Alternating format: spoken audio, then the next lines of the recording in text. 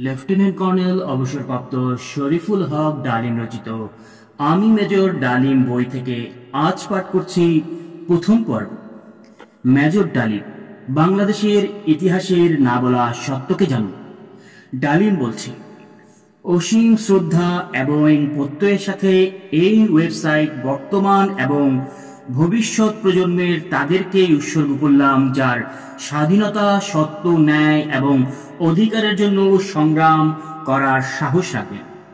বাংলাদেশ এবং স্বাধীনতার যুদ্ধ সম্পর্কে অনেক কিছু লেখা হলেও পুরো সত্য এখনো উদ্ঘাটন হয়নি। যারা প্রথম থেকেই ভারতীয় নীল নকশা সম্পর্কে অবগত ছিলেন এবং শেখ মুজিবের বিরোধিতা করেছিলেন, তাদের পক্ষে বিশ্বাস করা তেমন কঠিন ছিল না যে দেশের সার্বিক অবস্থা ক্রমান্বয়ে চরম পরিণতির দিকে ধাবিত হবে। কিন্তু যারা শেখ মুজিবের উপর অগাধ বিশ্বাস রেখেছিলেন, তাদের পক্ষে তেমনটি যে ঘটবেই সেটা মেনে নেওয়া কিছুতেই সম্ভব ছিল না। শেখ মুজিব সাধারণ ব্যক্তি ছিলেন না। যে পদে তিনি অধিষ্ঠিত হয়েছিলেন সেটাও ছিল অসাধারণ। সমানভাবে আমাদের মুক্তিযুদ্ধের বিষয়টিও ছিল অত্যন্ত জটিল। সেদিক থেকে বিচার করলে এই ওয়েবসাইটের মাধ্যমে বেরিয়ে আসা প্রত্যেকটি ইস্যুই বিশেষ বিশ্লেষণের দাবিদার। আন্দোলনের সময় শেখ মুজিব ছিলেন অতি জনপ্রিয় একজন কাঙ্ক্ষিত নেতা, কিন্তু স্বাধীনতা উত্তরকালে তিনি হয়ে ওঠেন জনধিকৃত নিকৃষ্টতম ও স্বৈরাচারী শাসক। তার এই দুই বিপরীত চরিত্রের মাঝে রয়েছে এক হারিয়ে যাওয়া যোগসূত্র। শেখ মুজিবের এই চারিত্রিক দ্বৈততাকে এক সূত্রে বেঁধেছিলেন কোনো এক বিশেষ তাড়নায়। রাজনীতি, আদর্শ, ভীতি, হীনমন্যতা, আত্মস্তরিত উচ্চাভিলাষ।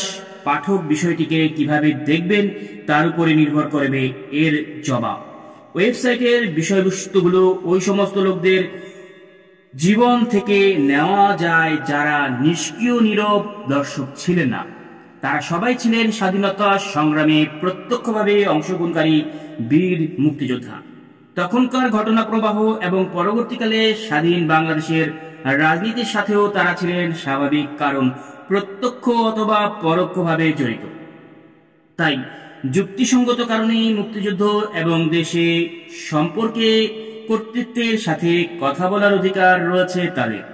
জনগণের আকাঙ্ক্ষার মাঝে ওই সমস্ত বিশেষ গুরুত্বপূর্ণ বিষয়ে যে অস্বচ্ছতা রয়েছে তা দূর করার জন্য অনেক শ্রদ্ধেয়, পদস্থ, প্রতিষ্ঠিত এবং গুরুত্বপূর্ণ ব্যক্তির বক্তব্য এবং মতামত এই ওয়েবসাইটে দেওয়া হয়েছে। পাঠকের উপর কোনো কিছু চাপিয়ে দেওয়ার অভিপ্রায়ে এই সাইট প্রকাশ করা হয়নি।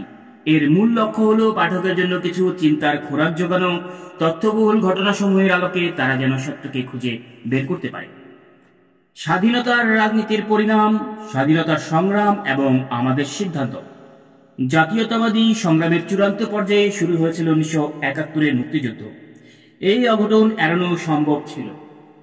পাকিস্তানের মতো একটি বহুজাতিক দেশের জন্য শুরু থেকেই প্রয়োজন ছিল বিভিন্ন জাতিসত্তার এলিট শ্রেণীর মধ্যে ঐক্যমতের ভিত্তিতে একটি কার্যকরী শাসন ব্যবস্থা গড়ে তোলা। ঐক্যমতের ভিত্তিতে রাষ্ট্র পরিচালনার কৌশল এবং পরিকল্পনা নির্ধারণের জন্য যে সহযোগিতা অতি আবশ্যক ছিল তা নিশ্চিত করার জন্য নিম্নোক্ত বর্ণিত বিষয়গুলোর উপর বিশেষ গুরুত্ব আরোপ করা উচিত ছিল জাতীয় পরিষদ। এক, জাতীয় এলিট শ্রেণীর সমন্বয়ে একটি প্রতিনিধিত্বকারী সরকার কায়েম করা। দুই, বিভিন্ন জাতিসত্তার মধ্যে ঐক্যমত্য এবং একটি কার্যকরী ব্যবস্থা গড়ে তোলা। তিন, সর্বক্ষেত্রে একতা ভিত্তিক সহজলভ্য জাতীয় প্রতিষ্ঠান গড়ে তোলা। চার, জাতির লক্ষ্য এবং আশা আকাঙ্ক্ষা বাস্তবায়নের জন্য বিভিন্ন জাতিসত্তার এলিট শ্রেণীর জনগণকে অনুপ্রাণিত করার দায়িত্ব গ্রহণ করা। পাঁচ, যে কোনো বিচ্ছিন্নতাবাদী প্রচেষ্টাকে অঙ্কুরেই বিনষ্ট করার জন্য করে দেওয়া বল প্রয়োগের মাধ্যমে নয় এবং তা ইতিবাচক পদক্ষেপ গ্রহণের মাধ্যমে। ছয়, অর্থনৈতিক সুবিধাদি যাতে জনগণ পর্যন্ত পৌঁছে তা নিশ্চিত করা।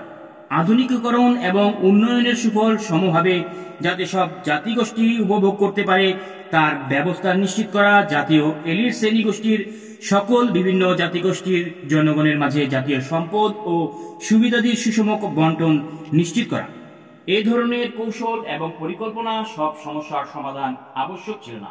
কিন্তু এর ফলে আশা করা যেত জাতীয় রাজনৈতিক অবকাঠামোতে বর্জনের পরিবর্তে ঐক্যের মাধ্যমে বহুজাতিক দেশের অখণ্ডতা বজায় রাখা। ধারণা করা চলে ন্যায্য অধিকার পাবার জন্য বিভিন্ন জাতিসত্তার জনগোষ্ঠী কিছুকাল হয়তোবা প্রলম্বিত শিল্পায়নের পরিকল্পনা এবং স্তীমিত আধুনিকীকরণ প্রক্রিয়াকেও মেনে নিত। যে কোনো ব্যক্তির পক্ষে একটি ন্যায়ভিত্তিক সমাজে দরিদ্র হয়ে থাকাটা সহনীয় নয় তখনই যখন তার পড়শিরা সমাজে অর্জিত ধন সম্পদের বড়াই করার সুযোগ না পায়। একটি দেশ উন্নত হতে পারে শুধুমাত্র ঐক্যের ভিত্তিতে। বৈষম্য এবং বিভক্তি এক অথবা একাধিক জাতিগত রাষ্ট্রের জন্ম দেয়, ফলে সংখ্যাগরিষ্ঠ জনগোষ্ঠীরই হয় সমূহ ক্ষতি। এজন্যই বহুজাতিক একটি দেশের এলিট শ্রেণীর ঐক্যবদ্ধের কাজ করা অপরিহার্য হবে দাঁড়ায় শ্রেণীর স্বার্থ এবং জাতীয় স্বার্থ দুটোই বজিয়ে রাখার জন্য।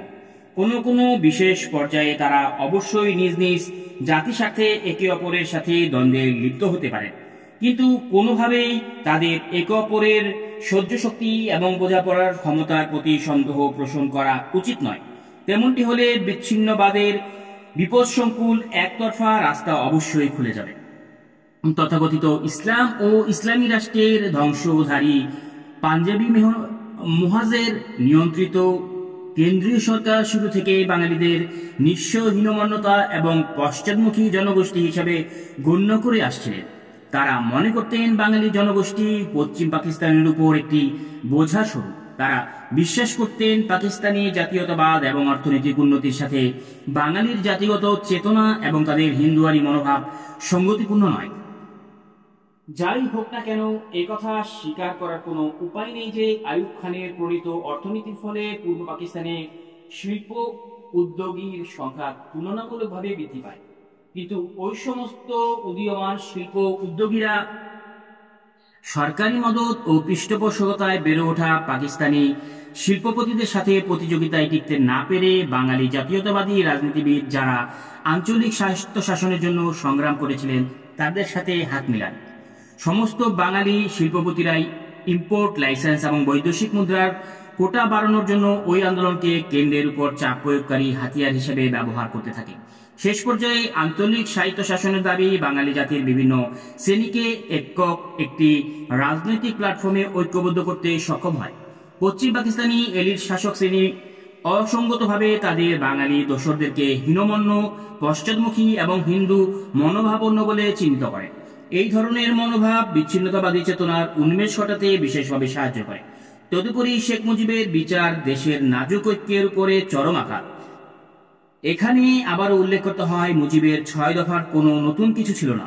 অতীতে বহুবার এ ধরনের দাবিসমূহ বাঙালি সাংসদগণ কেন্দ্রীয় সংসদে উত্থাপন করেছিলেন। আগরতলা ষড়যন্ত্রের ঘোষণার বিষয়টি ছিল অতীব গুরুত্বপূর্ণ। এই ঘোষণাটি করা হয় এমন এক সময় যখন সারা দেশে জুড়ে একটি জটিল রাজনৈতিক সমস্যা বিরাজমান। দেশ জুড়ে জনগণ তখন আইয়ুব শাহীর নিষ্পেষণ এবং স্বৈরাচারী শাসনের বিরুদ্ধে বিদ্রোহী হয়ে উঠেছে।